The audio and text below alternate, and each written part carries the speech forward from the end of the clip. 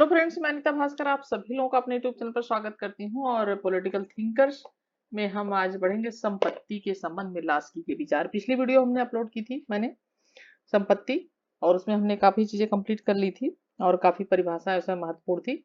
और आज हम इसमें संपत्ति के संबंध में लास्की के विचार, और ये छोटा था संपत्ति का जो अधिकार है चैप्टर, ये छोटा था, ये 2 ही वीडियो में कंप्लीट हो गया है। नेक्स्ट वीडियो जो होगी अगला दूसरा चैप्टर होगा, ठीक है, टॉपिक होगा। तो चलिए, वीडियो पसंद आती है तो जरूर लाइक शेयर कमेंट करें, जिससे मुझे लगे कि हाँ आप इंटरेस्ट ले रहे हैं पढ़ने में, तो पढ़ाने में भी अच्छा लगता है। तो चलिए शुरू करते हैं, और पसंद आए तो लाइक शेयर कमेंट करिएगा। चैनल पे नए हो तो सब्सक्राइब कर लें, बेल आइकन जरूर प्रेस कर लें, जिससे नई वीडियो की नोटिफिकेशन आपको मिलती रहे। चलिए, संपत्ति के संबंध में लास्की के विचार टीजीटी पीटी आदि सभी के लिए बहुत इंपॉर्टेंट है, एलटी ग्रेड आदि के लिए।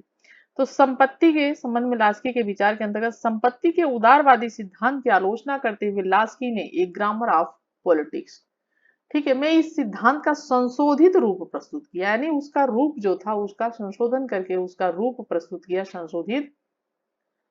और संपत्ति का अधिकार व्यक्ति को श्रम के लिए प्रेरित करता है। उनका कहना था कि संपत्ति जो है, अगर आपके आपके अंदर संपत्ति को रखने की या संपत्ति को जुटाने की अगर इच्छा नहीं होगी तो आप श्रम नहीं करेंगे, आप मेहनत नहीं करेंगे, ठीक है। उसका कहना था कि संपत्ति का जो अधिकार है उसको व्यक्ति को श्रम के लिए क्या करती है, वो प्रेरित करती है, ठीक है। और लास्की के मतानुसार मनुष्यों को आत्म सिद्धि में सहायक वस्तुओं पर ही नियंत्रण करने का अधिकार है। लास्की कहता है कि मनुष्य जो है वो आत्म सिद्धि में सहायक जो वस्तुएं होती हैं उन पर ही उनको नियंत्रण करने का अधिकार है। और लास्की पुश्तैनी जो संपत्ति होती है, बाप दादा की जमीन जायदाद जो भी होती है पुश्तैनी संपत्ति होती है, ठीक है, पुश्तैनी अधिकार को अस्वीकार करते हुए व्यक्तिगत संपत्ति का समर्थन करता है, ठीक है।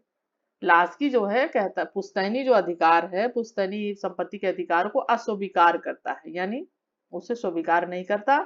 और जो व्यक्तिगत आपकी संपत्ति उसका समर्थन करता है, जो आपने खुद अर्जन किया हो, जिसका जो अपनी मेहनत से आपने किया हो, जो उसे अपने कार्यों की पारिश्रमिक के रूप में मिला, यानी आपने परिश्रम के द्वारा खुद मेहनत करके जो धन आपने कमाया है, ये नहीं कि पापा ने दे दिया, दादा ने दे दिया, या उनकी संपत्ति है उस पर नहीं, उसको उसने लास्की ने पुश्तैनी जो संपत्ति उसको अस्वीकार किया, और उसने खुद की पारिश्रमिक के रूप में उसे जो प्राप्त हो उसका वो समर्थन करता है, उस धन का, ठीक है।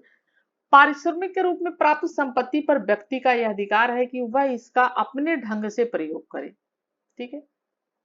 यानी खुद श्रम कर रहे हैं, खुद मेहनत कर रहे हैं, खुद से कमाया हुआ धन है, तो आप अपने हिसाब से उसे उसका प्रयोग करें, ठीक है।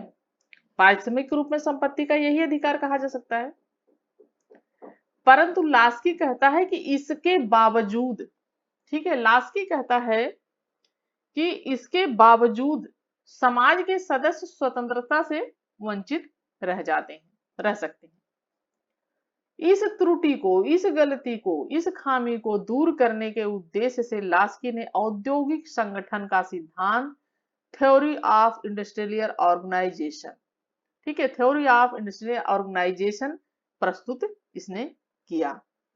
और इस सिद्धांत के अनुसार उद्योग का संगठन, ठीक है, सार्वजनिक सेवा के नियमानुसार होना चाहिए, यानी जो उद्योग है उसका संगठन जो है वह सार्वजनिक सेवा के नियम के अनुसार होना चाहिए। और जो औद्योगिक पूंजी है, औद्योगिक पूंजी के स्वामी को नियत लाभांश तो उसको मिलना चाहिए, यानी उसको लाभ तो मिले जो उसका स्वामी है, ठीक है। परंतु स्वयं उद्देश्य पर जो उद्योग है, ठीक है, जो इंडस्ट्री है उस पर उसका नियंत्रण ना हो, ठीक है। यानी उसे लाभ मिलना चाहिए लेकिन उसका स्वयं उस पर नियंत्रण ना हो, जबकि होता यह है कि उसका पूरा नियंत्रण होता है।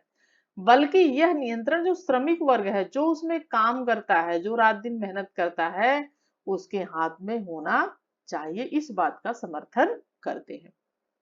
यानी आपने इंडस्ट्री खड़ी कर दी, आपने फैक्ट्री जो है खड़ी कर दी, लेकिन आपको लाभ तो मिले उसका, आप लाभ लें, लेकिन उस पर पूरा नियंत्रण आपका ना हो। और जो वहां पे आपने मजदूर लगाए हैं, जो आपने वहां पे काम के लिए श्रमिक वर्ग हैं, उनको उनके हाथ में होना चाहिए, ठीक है।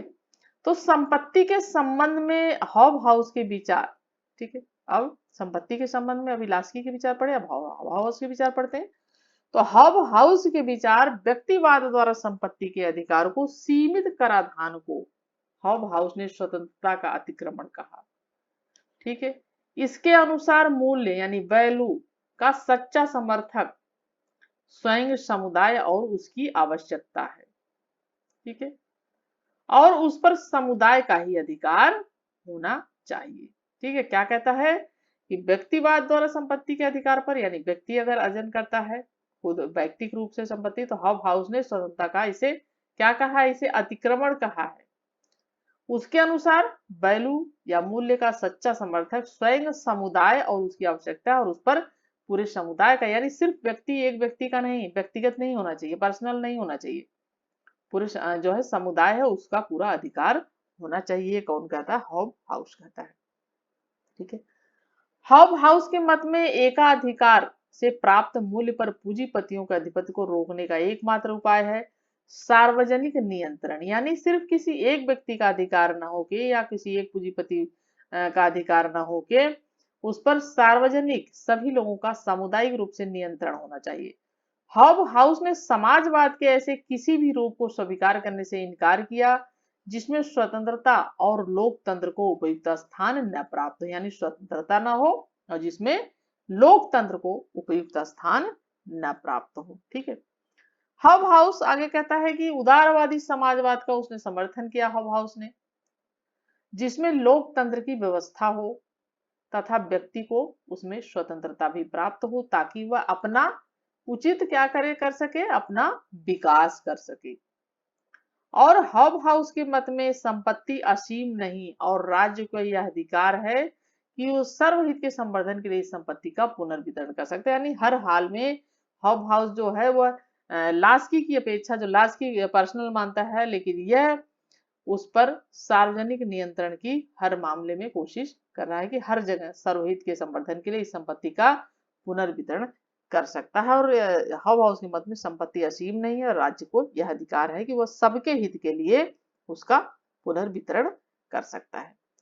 हॉबहाउस की पुस्तक लिबरिज्म में लिखा है कि कराधान, ठीक है, का वास्तविक कार्य समाज को संपत्ति का वह भाग वापस देना है जिसका उद्भव स्वयं समाज से हुआ है, टैक्सेस जो होते हैं, और राज्य यह कहकर सार्वजनिक सेवाओं के प्रबंध में प्रयोग करता है।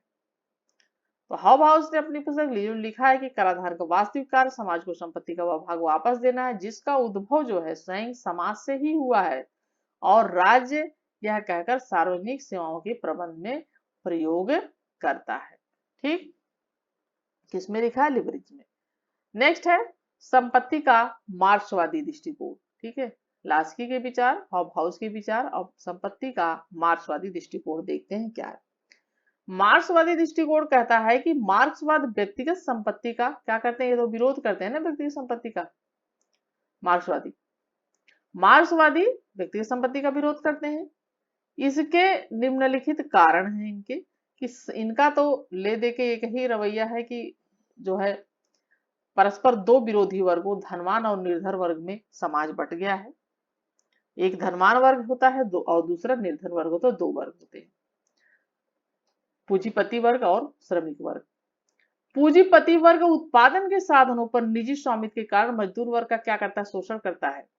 बात ये भी सही है, पूंजीपति वर्ग क्या करता है, जो मजदूर वर्ग होता है, निर्धन वर्ग होता है, गरीब वर्ग होता है, मजदूर जो श्रमिक वर्ग होता है उनका क्या करता है, उनका शोषण करता है, उन्हें परेशान करता है। तीसरी कारण क्या है इनका कि व्यक्तिगत संपत्ति परायेपन की भावना को जन्म देती है, यानी व्यक्तिगत संपत्ति है तो वो किसकी भावना को जन्म देती है, परायेपन की भावना को, ठीक है, व्यक्तिगत संपत्ति, ठीक है, क्योंकि वो किसी एक व्यक्ति के अंडर में रहती है और उसकी इच्छा पर निर्भर है वो किसको कितना क्या देता है। मार्क्सवाद के अनुसार जब तक उत्पादन के प्रमुख साधन निजी संपत्ति का विषय रहेंगे तब तक समाज में स्वतंत्रता, समानता तथा न्याय के आदर्श को स्वीकार नहीं किया जा सकता। यानी कहता है कि उत्पादन के जो प्रमुख साधन हैं अगर निजी होंगे वो, ठीक है, पर्सनल होंगे और उस विषय होंगे तब तक समाज में ना स्वतंत्रता होगी, ना समानता होगी, ना ही न्याय है। तो इसके न्याय के आदर्श को स्वीकार नहीं किया जा सकता, परंतु मार्क्सवाद ने समस्त संपत्ति को बराबर बराबर बांटने का समर्थन भी नहीं किया कि सबको बराबर बांट दिया जाए, बल्कि संपत्ति का निजी स्वामित्व समाप्त कर उस पर सामाजिक रूप से स्वामित्व स्थापित करने का इसने जो है मार्क्सवादियों ने पक्ष लिया है कि उस पर सभी का सामाजिक नियंत्रण हो एक तरीके से। ठीक है, यानी कोई निजी संपत्ति किसी के पास ना हो, लेकिन जो है सबका सामाजिक स्वामित्व उस पे होना चाहिए, यानी सबका उस पे नियंत्रण एक तरीके से होना चाहिए। इस पक्ष पर इन्होंने जोर दिया है मार्क्सवादियों ने। और जो है ये दो टॉपिक, ये दो वीडियो में ही समाप्त हो गई ये वीडियो। संपत्ति का अधिकार जो मेन पॉइंट था वो मैंने करा दिया है, और नेक्स्ट फिर दूसरा जो है टॉपिक होगा। और आशा करती हूँ वीडियो आपको पसंद आई होगी, और पसंद आए तो लाइक शेयर कमेंट करिएगा। Thank you for watching video.